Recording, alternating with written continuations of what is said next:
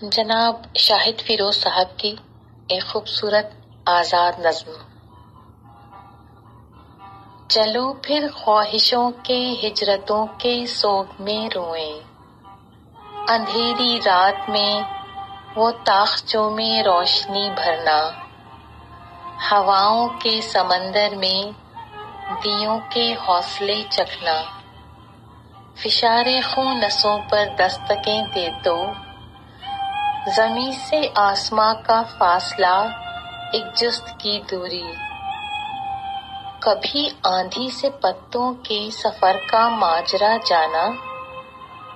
درختوں کے زمیں تھامے ہوئے اظہار کو جانچا،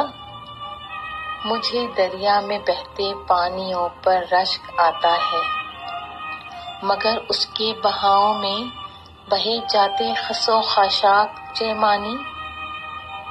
سفر بس وہ جسے دل نے کہا لبیک میں آیا، ابھی اس پار جانا ہے، وہاں جو گوتمی سا پیڑ ہے اس پیڑ کے نیچے خزانہ ہے، مسلسل شور کی آندھی، مسلسل ٹوٹتے پتوں کی چیخیں، وہاں اس پار سے اس پار آتے روگ جامیں گھس رہے ہیں، شجر دھرتی کے سینے پر کھڑے اکتا چکے ہیں،